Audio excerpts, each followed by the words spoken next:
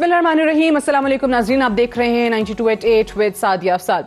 नाज़रीन, एक तरफ तो वज़ीर आज़म Imran Khan electronic voting machine जो है उनका जायजा ले रहे हैं। आज भी उन्होंने नादरा के ऑफिस का हेडक्वार्टर का दौरा किया और वहां पर उन्होंने कहा कि पहली बार हम ऐसे इंतखाबात कराएंगे जिसमें नई टेक्नोलॉजी का इस्तेमाल किया जाएगा और ऐसे इंतखाबात होंगे जिस पर किसी को कोई शकूक व शुबहात नहीं होंगे, जो कि पाकिस्तान का अलमिया रहा है कि हर इंतखाबात के बाद हम देखते हैं कि हारने वाली जमात की तरफ से धांधली का इल्ज़ाम लगाया जाता है।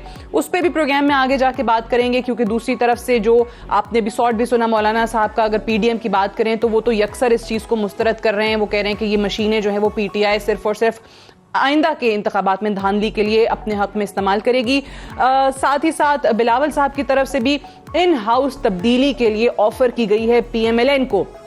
पहले तो ये कहा जाता था, PMLN के बहुत सारे रहनुमाओं ने कहा कि ये इन हाउस तब्दीली की स्पेशली पंजाब में कैसे बात कर सकते हैं, इनके पास तो सिर्फ 7 सीटें हैं। लेकिन अब बिलावल साहब ने बॉल जो है वो PMLN के कोर्ट में फेंक दिया है और ये कहा है कि आप ही का कोई भी शख्स जिसको आप चाहें वही पंजाब में भी इन हाउस तब्दीली लाए और खुद वहां पर वजीर आला बन जाए और यहाँ मरकज में भी इन हाउस तब्दीली करके आप ही बेशक ओहदे पर आ जाएं। हमें कोई एतराज नहीं है, क्योंकि मकसद हमारा इस हुकूमत को घर भेजना है।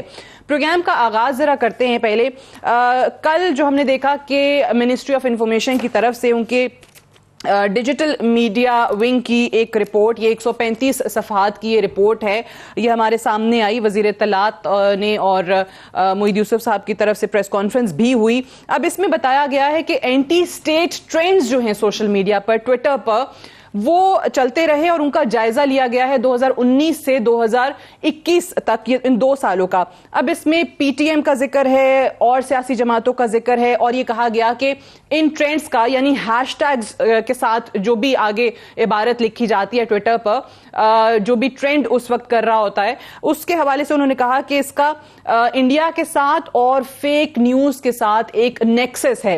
अब मजे की बात तो यह है कि इसमें बेतहाशा ऐसी चीजें हैं, तकरीबन 80 से 90 सफ़हात तो सिर्फ और सिर्फ उन ट्वीट्स के हैं, उनके स्क्रीनशॉट्स के हैं, जो कि कहीं ना कहीं उस कैप्शन के साथ या उस हैशटैग के साथ की गई हैं।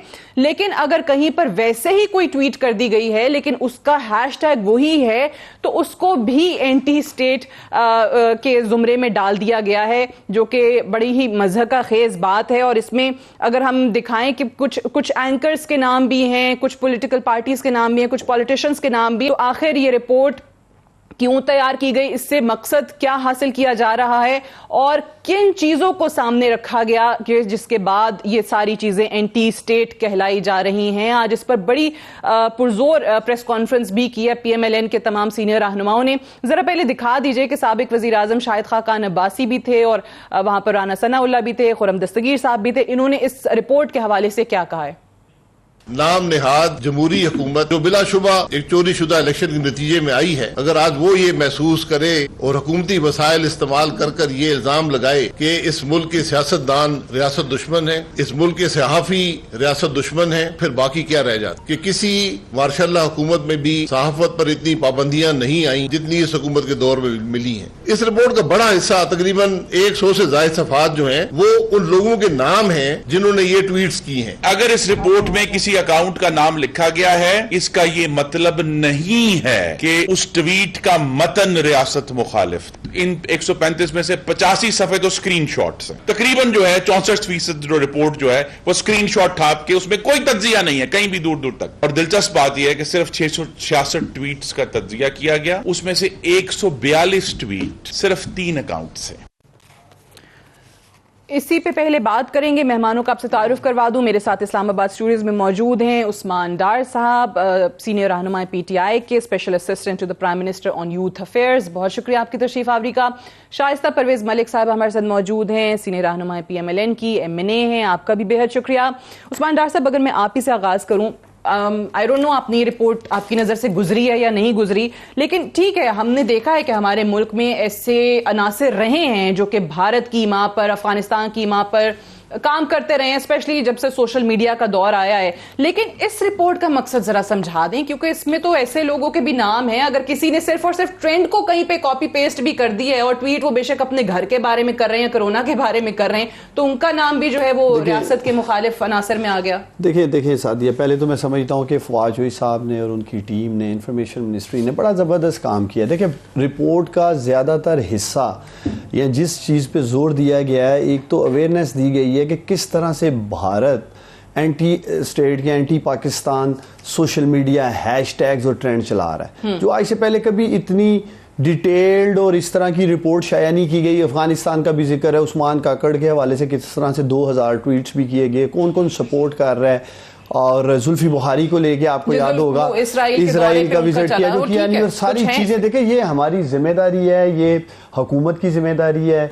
मैं समझता हूँ हमारी इंफॉर्मेशन मिनिस्ट्री ने वो जिम्मेदारी पूरी की, चीजें सामने रखी हैं। अब ये एक अलग डिबेट है जो आप बात कर रही है, किसी जगह जी92 का जिक्र आ गया है, और आप भी समझते हैं कि जब आप ट्वीट को बाज़ दफा रीट्वीट करते हैं या कोट ट्वीट करते हैं या कहीं कुछ आप कमेंट करते हैं, आप उस थ्रेड का हिस्सा बन जाते हैं। तो उस कॉन्टेक्स्ट में कुछ चीजें सामने आ गई, लेकिन देखने वाली एंटी स्टेट, ये मेरा सवाल है। नहीं ख्याल, कल तक भी फवाद साहब से पूछा गया था एक चैनल पे, तो वो लग नहीं रहा था कि फवाद साहब ने खुद भी ये रिपोर्ट पढ़ी। मैं ये कह रही हूँ कि भाई रिपोर्ट में आपने बताया कि एंटी स्टेट ट्रेंड्स, तो उसमें फिर आपने सहारों का ही जिक्र कर दिया, कहीं पे अगर कहीं कोट हो रहा है, जब आप एक ट्वीट का थ्रेड प्रिंट कर रहे हैं तो उसमें जो उसका हिस्सा है वो आगे होंगे। असल जो बात जो आपने मुझसे पूछा है, इसका मकसद क्या है? हमारा मकसद ये है कि पाकिस्तानियों को अवेयरनेस देना कि जो एक साइबर वॉर आज दुनिया, वो मजाइल और वो एक अलग बात है जो हम करते हैं। आज दुनिया सोशल मीडिया पर एक साइबर वॉर, एक ट्रेंड चलाती है, एक परसेप्शन क्रिएट करती है जो कि फेक न्यूज है। जुल्फी बुखारी की पहले मैंने बात की, फिर उस्मान काकड़ की, जो रियासत मुखालिफ रियासत को कमजोर करने के लिए किया जा रहा है। अब एक फेक न्यूज या ट्रेंड चलाने की कोशिश की जा रही है। शायद अफगानिस्तान में जो सिचुएशन इवॉल्व हो रही है उसमें पाकिस्तान पे सैंक्शंस लग जाएंगी, फॉरेन इन्वेस्टर्स को मुल्क के अंदर आगे इकोनॉमी 3 साल लगाकर पटरी पे चढ़ाई है उसको उतारने की कोशिश की जाएगी। इन चीज़ों के हवाले से अवेयरनेस दी गई है, और मुझे बहुत अफसोस हुआ जब मैंने अभी शायद अकान अब्बासी साहब को सुना है या अपोजिशन को सुना है। देखिए, हर इशू के ऊपर हमें सियासत करने की जरूरत नहीं है, कम से कम नेशनल सिक्योरिटी के ऊपर मैं आपकी बात समझी हूँ, ठीक है, आपकी बात समझी हूँ, जो कि शायद कल से नहीं समझा पा रहे आपके लोग, वो आप ये कह रहे हैं कि कहीं पर अगर किसी ने एज इट इज ट्रेंड वैसे ही उठा के अपनी किसी ट्वीट के साथ भी लगा दिया है तो बस उसका जिक्र कर दिया गया, उसको एंटी स्टेट सवाल यहाँ पे था। ताकर मैं हूं, चले मैं अपने ऊपर लेता हूं, या आप हैं, हम लोग एहतियात करें, हम किसी ऐसी थ्रेड या ट्वीट या उसका हिस्सा ना बने जो ऑलरेडी आप समझ हैं कि एंटी स्टेट अगर हिंदुस्तान कोई ट्रेंड चला रहा है या अफगानिस्तान से चल रहे हैं, हमें इसका भी एहतियात करनी चाहिए। बाद में हम ध्यान नहीं देते और हम उस चीज का हिस्सा नहीं बन जाते। मैं जरा शाइस्ता साहब आपको समझ में आया, वो कह रहे हैं कि जी अगर वैसे ही किसी ने यूज किया है तो ये बताना फर्ज था रिपोर्ट में कि कहां कहां वो ट्रेंड्स यूज हुए, वो हैशटैग के साथ इबारत यूज हुई है। इसका मतलब ये नहीं है कि सबको हम एंटी स्टेट उसमें डाल रहे हैं, जुमरे में डाल रहे हैं, या कह रहे हैं कि जी ये रियासत के मुखालिफ काम कर रहे हैं। लेकिन अफगानिस्तान और भारत से बैठे जो लोग यूज कर रहे हैं उनका हिस्सा ना बने। वो कह रहे हैं ये डिजिटल मीडिया की जो वॉर है इससे बचा रहे हैं हम। बिस्मिल्लाहिर्रहमानिर्रहीम। शुक्रिया Sadia for having me in your programme. देखिए, मेरे भाई ने यहाँ बैठ के बहुत एक्सप्लेन कर दिया है, लेकिन जो एक तरीका कार चल रहा है कि मुल्क के तमाम जो सियासतदान हैं वो भी ट्रेटर्स हैं, वो भी रियासत दुश्मन हैं, और जो मीडिया पर्सनस हैं, जो सहाफ़ी हैं, वो भी मुल्क दुश्मन है। आपने देख लिया कि देखें, जहां तक ट्वीट्स को उठाने का सवाल है या पास्ट की बातें जो ये करते रहे, ये लोग भी खुद भी करते रहे। सबसे पहले तो साइबर क्राइम का लॉ जो है वो इन पे एप्लीकेबल होता है। सादिया, मैं एक आपको बात बताऊं, कराची की MNAs खवातीन और जो मेंबर्स हैं उनको उनके किसी काउंसलर टाइप किसी बंदे ने कोई स्पीच कहीं की और उसने फॉरवर्ड कर दिया। आपको पता है, रोक टोक तो है ही नहीं, कोई जिसको चाहता है वो फॉरवर्ड कर देता है वो चीजें, और उसमें कुछ चीजें काबिल इतराज होंगी, मुझे नहीं पता। लेकिन हुआ उससे ये कि तमाम वो MPs खवातीन भी और जो मर्द हैं उनको भी FIA के नोटिसेस चले गए। तो देखें, और जो हम पिछले दिनों देख रहे हैं कि मीडिया पर्सन्स के साथ भी क्या हो रहा है, उनको भी साइबर क्राइम के उसमें लेकर आ रहे हैं ये फोल्ड में। तो मेरी बात सुने, जबान बंदी जहां तक दुश्मन के एजेंडे को लेके वो ठीक है कि गलत है, it should not happen, but आप अपने मुल्क में तो देखें सादिया हो क्या रहा है। आप जबान बंदी तो ऐसी मार्शल लॉ के जमाने में भी नहीं हुई थी जितनी अब होने की कोशिश हो रही है। आप देखें तो सही कि किन किन लोगों को किस किस तरह घेर के और उनके ऊपर ये गद्दारी के फतवे लगाना चाहते हैं। अगर आप मुल्क के सियासतदान को ही रियासत दुश्मन कह देते हैं तो मेरी बात सुने, उसकी तो आपने तौहीन की तो की, उसके पीछे जो लाखों वोटर है उसकी भी आपने तौहीन की। और मैं एक बात कहूं कि ये किसी को राइट नहीं है, और खास तौर पे इस मौजूदा हुकूमत को, कि वो सर्टिफिकेट बांटना शुरू करे कि कौन मुल्क दुश्मन है और कौन गद्दार है और कौन नहीं है। अगर मैं इस पे आऊं तो मेरा ख्याल न्याजी साहब ठीक है, जितने चले वीडियो क्लिप्स वो आप जो कह रही हैं कि जो फतवे नहीं देने चाहिए वो बात अपनी जगह दुरुस्त है, लेकिन आप भी और उस्मान साहब भी एक चीज से इत्तेफाक कर रहे हैं कि अगर कहीं और ममालिक के जो ट्रेंड्स हैं उनका अगर कहीं पे आप बयानियां आगे लेकर चलते हैं, वो के भी तमाम अपने लीडर के भी तमाम ये जो हैं वीडियोस उनको रिमूव करें ये उधर से, और उनको साइबर क्राइम में अंदर करें।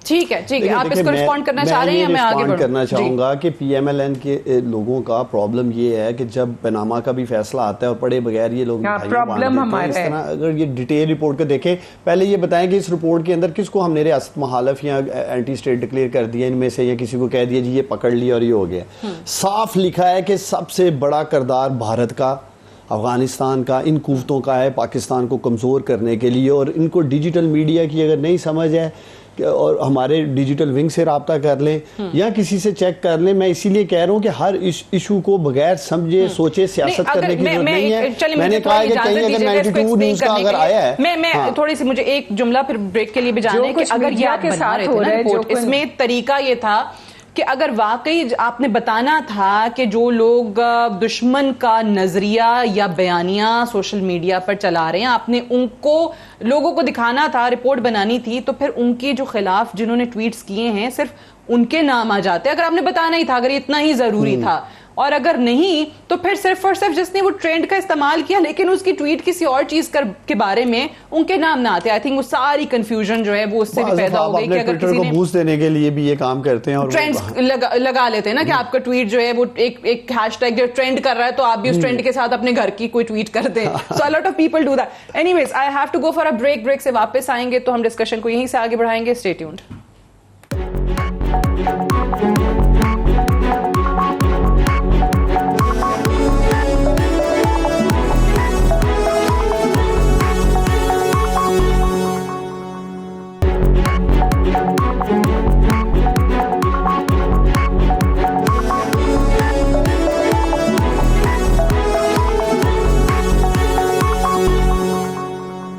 Welcome back. प्रोग्राम में एक बार फिर से खुशामदीद। इस मुल्क का सबसे बड़ा मसला यही रहा है कि हर इंतखाबात के बाद हम देखते हैं कि हारने वाली जमात की तरफ से धांधली का शोर मचाया जाता है और कहा जाता है कि जो भी हुकूमत बनी है वो जायज़ नहीं है, गलत तरीके से आई है, धांधली करके आई है। अब वज़ीर आज़म साहब ये कहते हैं कि पहली बार वो ऐसी टेक्नोलॉजी का इस्तेमाल करने जा रहे हैं कि जिससे हारने वाली जमात को भी कोई तहफ़्फ़ुज़ात नहीं होंगे और शफाफ इंतखाबात हो पाएंगे। आज उन्होंने नादरा हेडक्वार्टर्स का दौरा किया, क्या कहा जरा सुनाइएगा।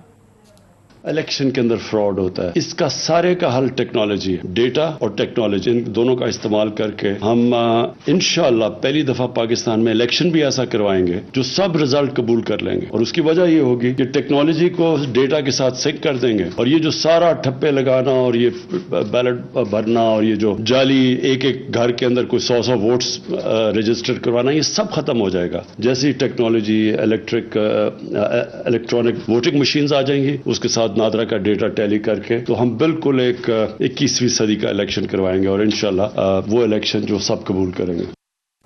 तो वजीर आजम साहब को यकीन है कि डेटा और टेक्नोलॉजी को सिंक करते हुए ऐसे रिजल्ट्स आएंगे कि जो सबको काबिल कबूल होंगे। उस्मान डार साहब, सवाल यही है कि अब ऐसे इंतखाबात कैसे हो सकते हैं जिसके नताइज पर कोई जमात हारने वाली जो है वो शोर ना मचाए? आपको वाकई लगता है कि वो टेक्नोलॉजी को तो उन्होंने रद्द किया है, इलेक्ट्रॉनिक वोटिंग मशीन्स पे तो मान ही नहीं रहे हैं, फिर कैसे एक्सेप्ट करेंगे रिजल्ट्स? देखिए सादिया, एक तो पहले अपोजिशन को यहाँ तो ये मानना होगा कि मौजूदा इलेक्टोरल सिस्टम जो है जिस पे 2018 के इंतखाबात हुए हैं वो नाकाफ़ी है। उस पर तकरीबन सभी का अदम एतमाद रहा। इन्होंने भी कहा कि धांधली हो गई है और 2018 में इलेक्शन लूट लिया गया। 2017 इलेक्शन एक्ट खुद 2 तिहाई अक्सरियत से शाइस्ता साहिबा की जमात लेके आई, हमने इनको सपोर्ट किया, लेकिन नताइज क्या निकले? खुद PMLN ने 2018 पे अपनी ही रिफॉर्म्स पे चार्जशीट डाल दी कि ये तो धांधली हो गई है। तो ये फिर कबूल करें कि जो काम इन्होंने किया, जो रिफॉर्म्स इन्होंने की 2017 में, वो नाकाफ़ी थी। और दूसरी तरफ अब हमें कोई ऐसा सिस्टम चाहिए, ऐसा निज़ाम चाहिए जो कंट्रोवर्शियल ना हो और सब नताइज तस्लीम करें।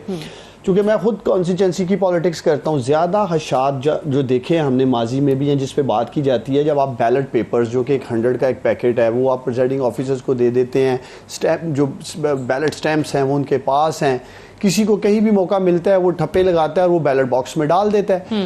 पूरी दुनिया में कॉन्सेप्ट जमहूरियत में क्या है? 1 मैन 1 वोट का है।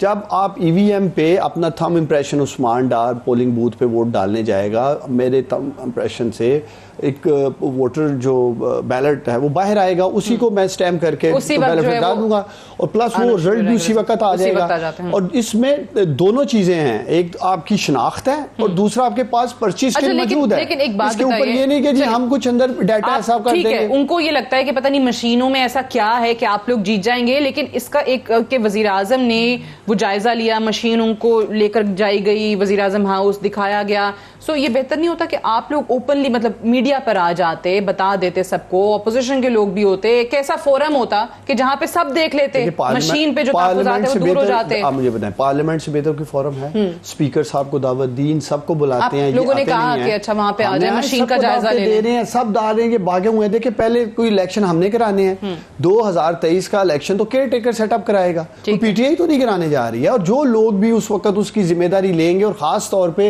इलेक्शन कमीशन ऑफ पाकिस्तान ने कराने हैं। तो ये कहना जी कि पहले ही कोई फिक्स मैच है, धांधली हो जाएगी, सॉफ्टवेयर हम ऐसा लगा देंगे जिससे हम जीत जाएंगे, ऐसा बिल्कुल नहीं है। ये लोग चोर दरवाजों से आने के आदी हैं और ये समझते हैं कि 2023 में फिर इनको कोई चोर दरवाजा मिलेगा पार्लियामेंट में घुसने के लिए। एक तो हम इन्हें बता दें, तमाम चोर दरवाजे बंद कर दिए गए हैं पार्लियामेंट के अंदर, कोई चोर दरवाजा नहीं है, साफ और शफाफ इंतखाबात ही रास्ता है। राइट, शाइस्ता साहब आपने बात सुन ली है, वो कह रहे हैं कि जी वजीर आजम का शॉट भी मैंने इसीलिए सुनाया कि वो कहते हैं कि ऐसे रिजल्ट्स होंगे जो सबको एक्सेप्टेबल होंगे। कभी कोई मशीन जो है वो बैठ जाती है इलेक्शंस में, कभी आरओज का इलेक्शन कहा जाता है। क्या वाकई इस मुल्क में ऐसे इंतखाबात हो सकते हैं जिस पर बाद में धांधली का शोर किसी की तरफ से ना उठे? सादिया, मैं 1 मिनट आपका लूंगी कि मेरे भाई ने कहा कि मैंने वो डिजिटल रोज की मैंने पढ़ा लिखा नहीं, हम वैसे ही शोर मचाते हैं। तो मैं इनको कहना चाहूंगी कि माशाल्लाह एक और मेडल इन्होंने ले लिया है कि ये तमाम जमाने की हुबुल वतनी को अब चैलेंज करेंगे और जबान बंदी का एक नया तरीका इन्होंने इजाद कर लिया है। वो आने वाले वक्त में आप भी देखेंगे, मीडिया सबसे ज्यादा इफेक्टिव होगा और सियासतदान भी। तो एक और मेडल माशाल्लाह इन्होंने ले लिया है, बहुत अच्छे अच्छे मेडल्स ये ले रहे हैं, उनमें से एक ये भी है। अब आपने कहा वोटिंग मशीन, देखें वोटिंग मशीन, इलेक्शंस किसने कराने हैं? इलेक्शन कमीशन ने कराने हैं ना सादिया, और इलेक्शन कमीशन ने अपने 27 इतराजात लगाए हैं कि ये हैं, इनको दूर करना है, उस पर कोई बात नहीं हो रही। एक मॉक एक्सरसाइज हुई थी पार्लियामान में, मेरे भाई से पूछें उसकी रिपोर्ट कहाँ है, उसका क्या फैसला हुआ था, उसकी रिपोर्ट कहाँ है। तो मेरी बात सुने, इनको तो पूछे, इनको तो धांधली का बहुत अच्छी तरह पता है।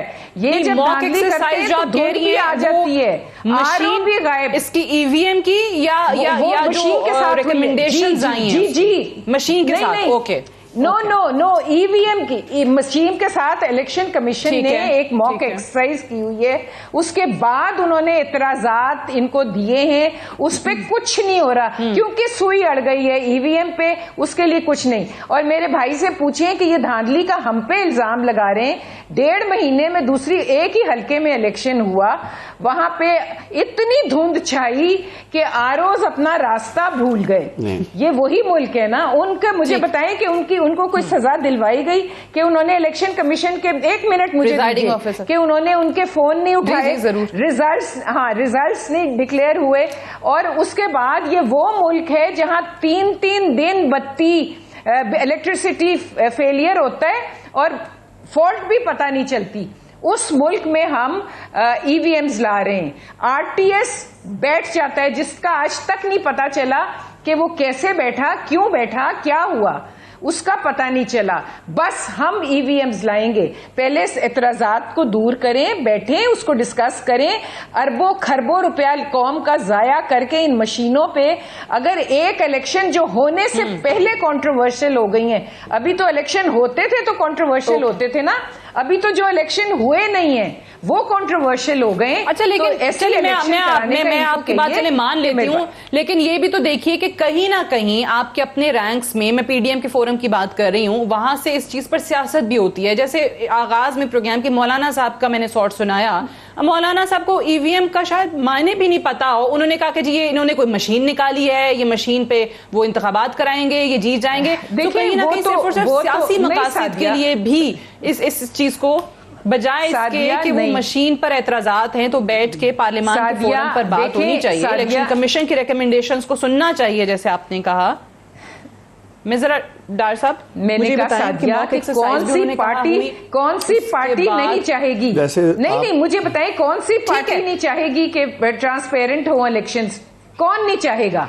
लेकिन उसके लिए कोई तरीका कार होता है, कोई इलेक्शन कमीशन को बिठाएं, वो मैं जरा पूछ लेती हूं कि इलेक्शन कमीशन की रिकमेंडेशंस जो आई उस मशीन को देखने के बाद उनके रिजर्वेशंस में क्या हुआ, 27 तहफुजात। मैं पूछ लेती हूँ, राइट, गॉट योर पॉइंट। देखिए बात यह है कि हम अपोजिशन के भी जो भी तहफ़्फ़ुज़ात हैं वो भी दूर करने के लिए तैयार हैं। अगर इनके पास कोई बेहतर तजावीज़ वो हमारे सामने रखें, पार्लियामेंट में लाएं।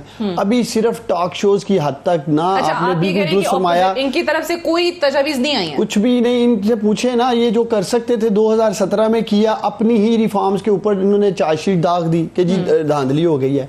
हम ईवीएम्स की बात कर रहे हैं, ये मशीनों पे जा रहे हैं जी, इस मशीन में ये मसला। आप बता दें कौन सी मशीन्स बेहतर है? हिंदुस्तान में ईवीएम पे इलेक्शन हो रहा है, क्या वहां लोग तहरीकें लेके सड़कों पे निकले हुए हैं? कहाँ वहां धरने हो रहे हैं, वहां एहतजाज हो रहे हैं, वहां इस्तीफे मुंह पे मारने की सादिया बात हो रही है।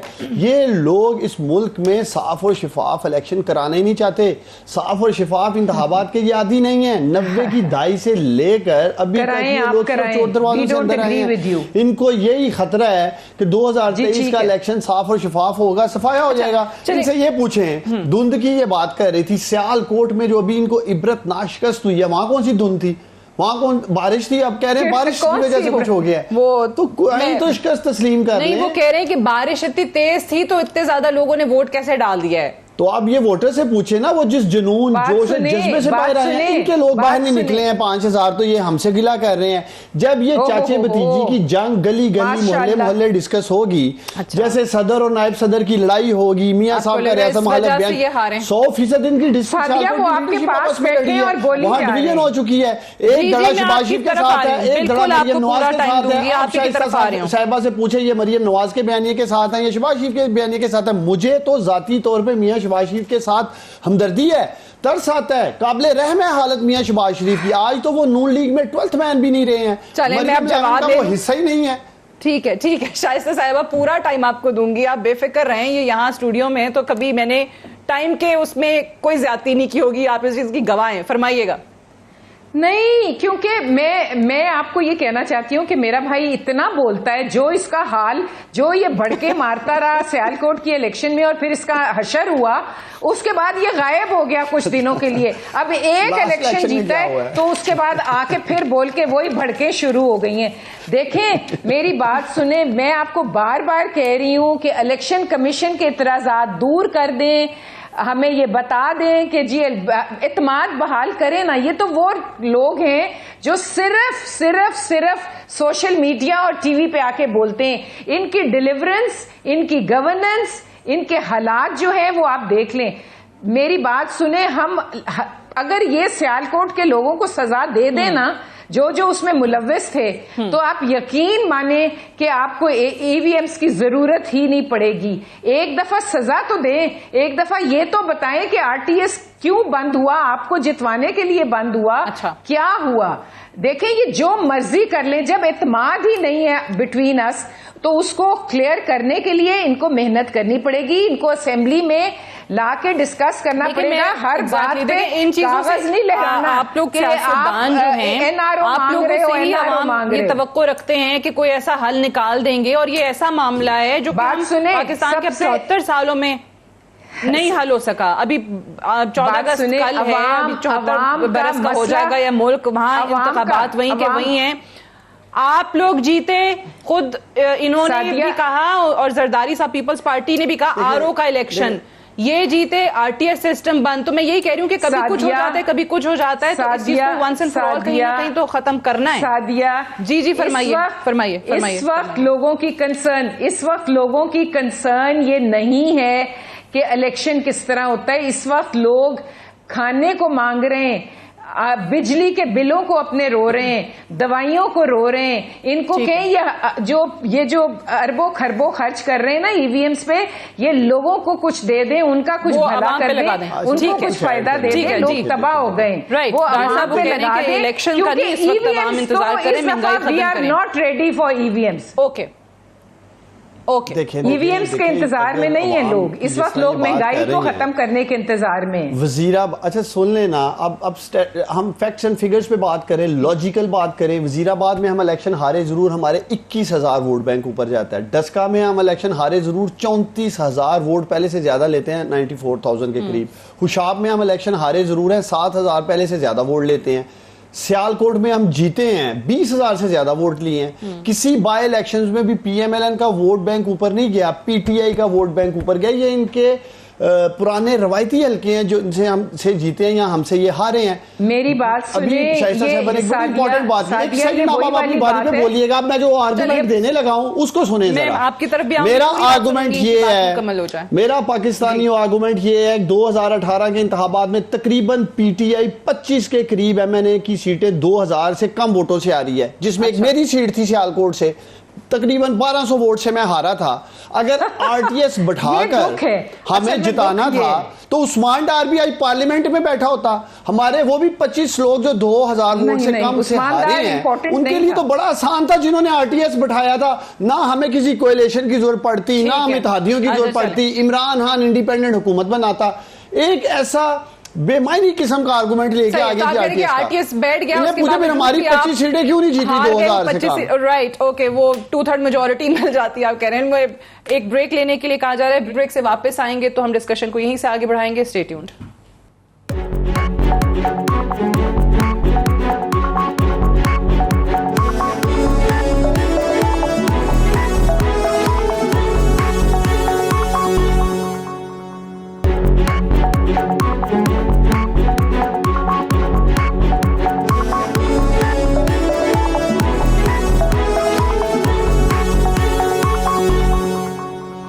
वेलकम बैक प्रोग्राम में एक बार फिर से खुश आमदीद। शाइस्ता साहब, एक बात बताइए, आपने कहा कि ईवीएम के लिए तो हम मानेंगे नहीं, दूसरा आपने कहा कि ये जो पैसा ईवीएम पे लगा रहे हैं ये आवाम पे लगाएं, महंगाई दूर करें।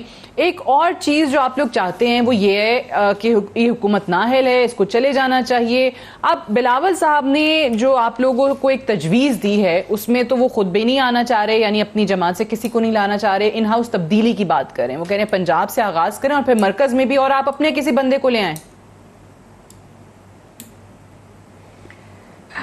सादिया, एक सेकंड पहले तो मेरे भाई ने मुझे वोटों की गिनती के इतने बड़े, तो मेरा सिर्फ एक सवाल है कि देखें इनके कश्मीर के वोटों का देख लें कि इनके 6 लाख वोट पड़े और इनकी कितनी सीटें आई हैं, 26। हमारे 5 लाख वोट पड़े और हमें 6 सीटें आई हैं, और पीपल्स पार्टी के 4 लाख वोट पड़े और उनको 11 सीटें आई हैं। तो ये वोटों के चक्कर की कहानी ना सुनाएं।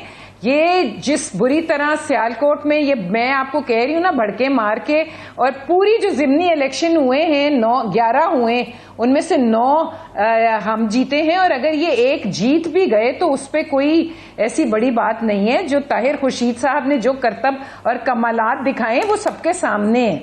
अब आपको मैंने ये कहा कि वोट ईवीएम्स पे इनको सेटिस्फाई करना होगा इलेक्शन कमीशन को, ईवीएम्स के लिए। अगर इन्होंने उनको कन्विंस कर लिया और तसल्ली हो गई तो ऑपोजिशन वाले भी उनके साथ बैठ के और देख लेंगे।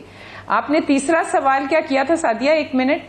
मैं ये पूछ रही हूँ कि आप कह रही है ना कि हुकूमत नाकाम हो गई है, नाअहल है, तो आप लोगों को तो फिर इस हुकूमत को घर भेजना चाहिए, जैसे बिलावल साहब कह रहे हैं कि इन हाउस तब्दीली के लिए देखें आगाज करें, नून लीग को नामजद देखें करें और पंजाब से शुरू करें, मरकज में आ जाएं। बिल्कुल देखें, हम किसी ऐसे एडवेंचर की पार्टी नहीं बनेंगे जो ऐसी एडवेंचरस हो। आपने देख लिया कि देखें, ये थोड़ा सा मैं इसलिए ज्यादा बात नहीं करूंगी कि तलखियां बढ़ेंगी ऑपोजिशन में, लेकिन जो कुछ उन्होंने किया सेनेट में, जो कुछ असेंबली में हुआ कि शहबाज शरीफ का नाम प्राइम मिनिस्टर के लिए उन्होंने ही सजेस्ट किया था, लेकिन फिर क्या हुआ, I will not go into detail. Point ये है सादिया कि सारी नंबर गेम होती है। पंजाब में पीपल्स पार्टी का मेरा ख्याल एक है या और नहीं है, हमारे वोट इनफ नहीं है। जब तक के काफ लीग हुकूमत की जो एलाय है, जब तक वो शामिल नहीं होगी, आप कह रही पीपल्स पार्टी वहां पे आपके साथ नून लीग के साथ शामिल हो जाए तो तब भी नंबर पूरे नहीं होते। आई थिंक तब तो इजीली नंबर पूरे हो जाते हैं। और वो ये कह रहे हैं कि वहां पे हमजा शहबाज साहब जो है ऑपोजिशन लीडर है पंजाब में, तो वो बन सकते हैं, उनका हक है, आपके पास वहां पे ज्यादा नशिस्तें। मैंने बात सुने, ऑप्शन नहीं, अगर ऐसी बात है और वो इतने सिंसियर हैं तो लेट्स कम डाउन, ऊपर से नीचे आ जाते हैं, नीचे से ऊपर क्यों जाते हैं। Let's start from the senate and then we'll go to the assembly. मैं आपको कह रही हूं पंजाब असेंबली में वोट पूरे नहीं है। अगर जब तक काफ लीग शामिल नहीं होगी वो नंबर पूरे काफ लीग। और अगर एक और इन्होंने उस्मान डार साहब इन्होंने कहा कि पीपल्स पार्टी के तो चले 7 नशिस्तें हैं, इनके भी मिला के वो कहते हैं कि नंबर पूरे नहीं होंगे, तो वहां पे अगर वो जो तरीन ग्रुप वाले एमपीएस हैं वो भी साथ दे देते हैं, हम इस एडवेंचर को नहीं, हम चले आपको लग रहा है कि एडवेंचर है। मैं ये इनसे पूछ लूं जरा, जहांगीर तरीन साहब वाले वो ग्रुप के लोग भी शामिल हो जाते हैं। सामने कहा जाता था बजट पास नहीं होगा, वो भी अल्हम्दुलिल्लाह पास हुआ। वो आज भी पाकिस्तान तहरीक इंसाफ का हिस्सा है, हमारे साथ खड़े हैं। किस तरह हुआ है ये भी आप जानते हैं। अपोजिशन देखिए, अपोजिशन वाले तो गुज़श्ता 3 साल से कह रहे हैं, हुकूमत आज गई, कल गई, दिसंबर में गई, मार्च में गई, अल्हम्दुलिल्लाह 3 साल पूरे हो चुके हैं, अगले 2 साल भी हम पूरे करेंगे।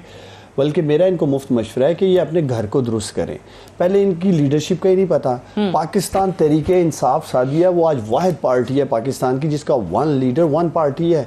इनकी पार्टी में पूछें, ये शहबाज शरीफ के बयानी के साथ है, मरियम नवाज साहिबा के साथ हैं, हमजा हैं, नवाज शरीफ हैं, उधर बिलावल जरदारी हैं, आसफा हैं, बख्तावर हैं, उनके आसफ अली जरदारी साहब हैं। ये तो खानदानी पार्टीज हैं।